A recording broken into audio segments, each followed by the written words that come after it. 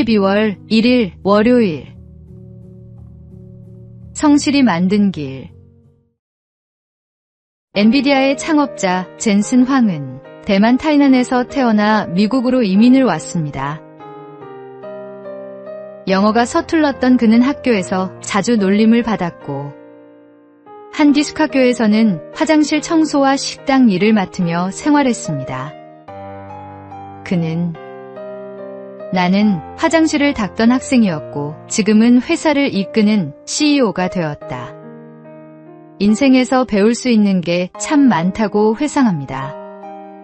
그는 대학에서 전기공학을 전공하고 반도체 회사에서 일하다가 1993년 작은 사무실에서 2명의 동료와 함께 엔비디아를 세웠습니다.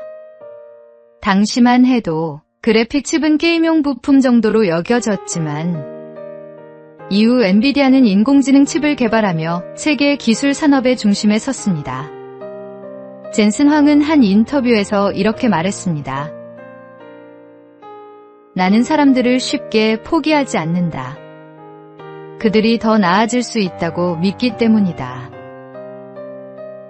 작은 일에도 정직하고 사람의 가능성을 믿으며 오랫동안 같은 자리를 지켜온 그의 모습은 포기하지 않는 성실함이 얼마나 큰 힘이 되는지를 보여줍니다. 우리도 하나님께서 주신 장점이 있습니다. 그것이 기술이든 섬김이든 혹은 묵묵한 성실함이든 그 장점을 포기하지 않고 끝까지 살릴 때 하나님께서 놀라운 일을 이루십니다. 오늘의 말씀. 그런즉 너희는 먼저 그의 나라와 그의 의를 구하라. 그리하면 이 모든 것을 너희에게 더하시리라. 오늘의 만나. 하나님께서 각자에게 주신 재능은 크기가 아니라 충성도로 빛납니다. 작은 일에 성실한 사람이 큰 일에도 신실할 수 있습니다.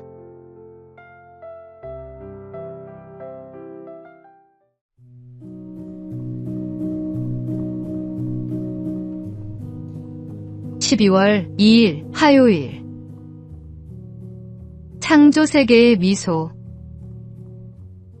어느 봄날 한 사진가가 연못가에서 특별한 순간을 포착했습니다.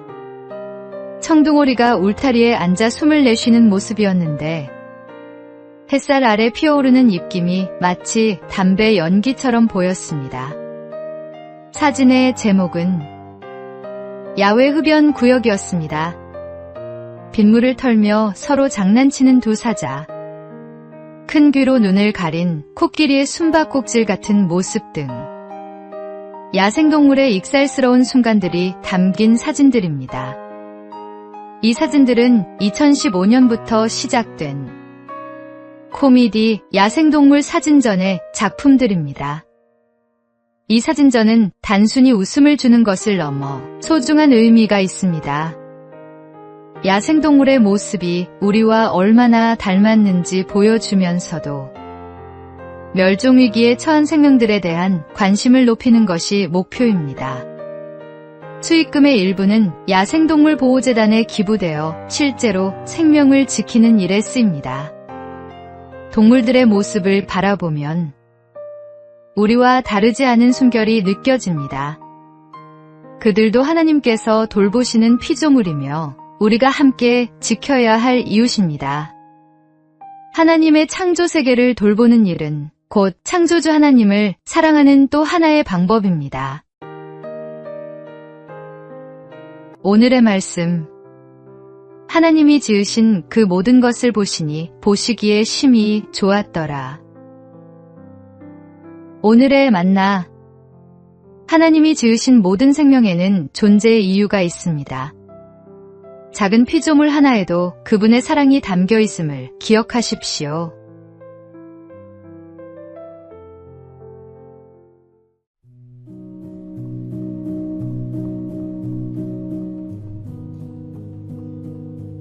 (12월 3일) 수요일.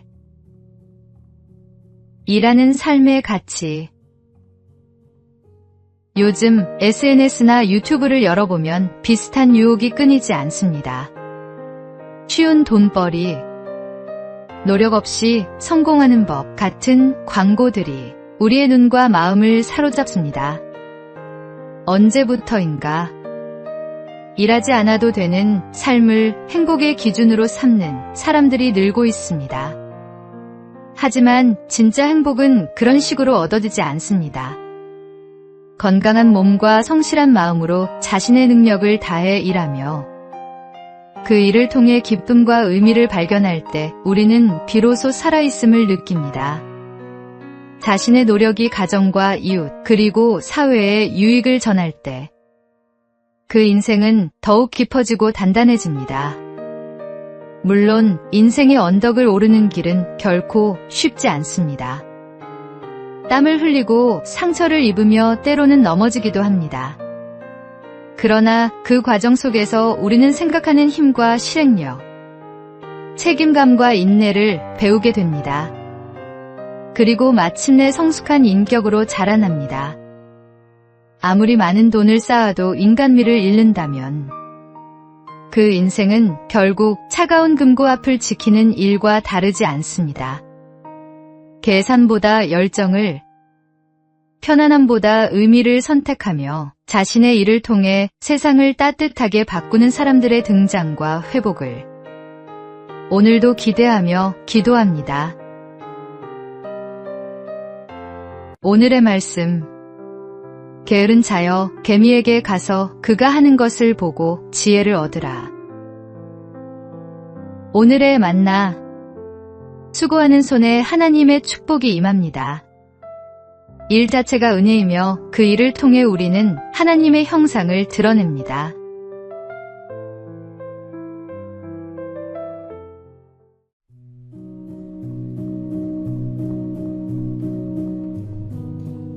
(12월 4일) 목요일. 마음을 여는 대화의 원칙. 사람과의 관계는 말 한마디에서 시작되고 그 말로 무너질 때도 있습니다. 그래서 말을 할 때는 원칙이 필요합니다.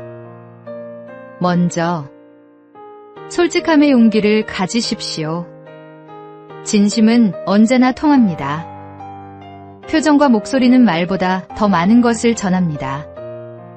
일치되지 않으면 상대는 혼란스러워집니다. 불만이 있어도 감정을 절제하십시오. 흥분된 언어는 관계를 망가뜨립니다. 사실만이 아닌 마음도 표현하십시오.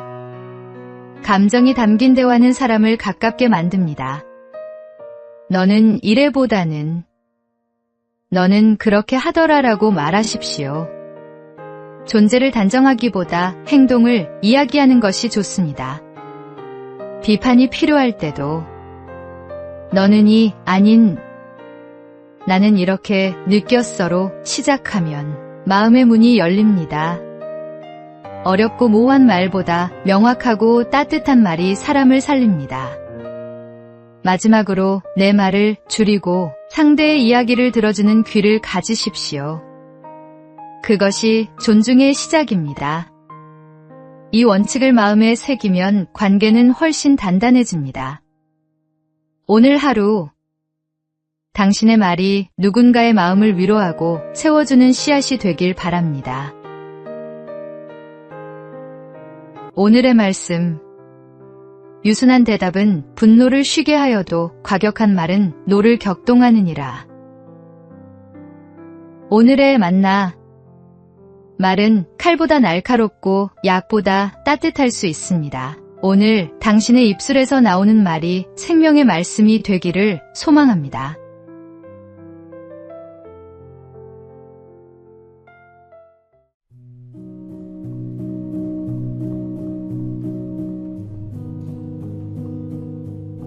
(12월 5일) 금요일.